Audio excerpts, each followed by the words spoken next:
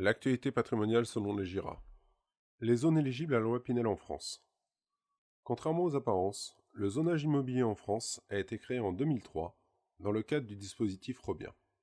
Aussi étonnant que cela puisse paraître, il aura fallu attendre qu'un gouvernement de droite se préoccupe de la question du plafonnement des loyers à travers la mise en place du découpage de la France en zones géographiques. Cette mécanique a été reprise par la suite en y apportant des modifications. La dernière datant de 2014. Par abus de langage, on parle aujourd'hui de zone loi Pinel, même si cela concerne d'autres mécanismes de défiscalisation. Le principe général des zones loi Pinel. Le zonage a pour but de classer les zones géographiques par niveau de tension du marché locatif. Plus le rapport entre la demande locative et le nombre de biens disponibles à la location est élevé, plus le prix des loyers sera élevé de manière mécanique. Les dispositifs de défiscalisation ont été construits pour développer l'offre locative en zone tendue. Le Pinel s'adresse aux logements intermédiaires.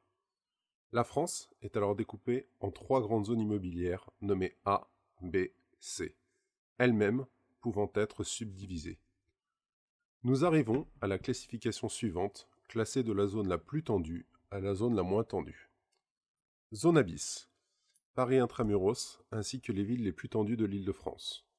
Zone A, le reste de l'Île-de-France, la Côte d'Azur, la partie française de l'agglomération genevoise, ainsi que les grandes métropoles françaises. Zone B1, la majorité des grandes agglomérations ainsi que les départements et collectivités d'outre-mer. Zone B2, les villes moyennes de province. Zone C, le reste du territoire. La description des zones est non exhaustive.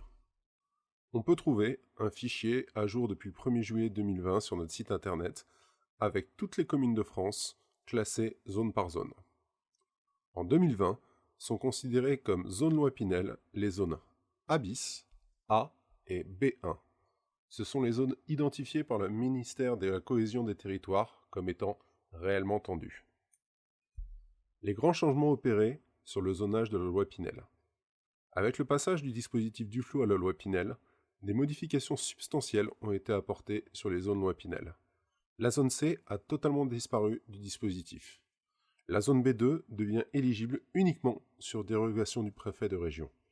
Le surclassement des grandes métropoles de province de la zone B1 à la zone A pour rendre plus cohérente la rentabilité des investissements dans ces villes. Les autres applications du zonage immobilier.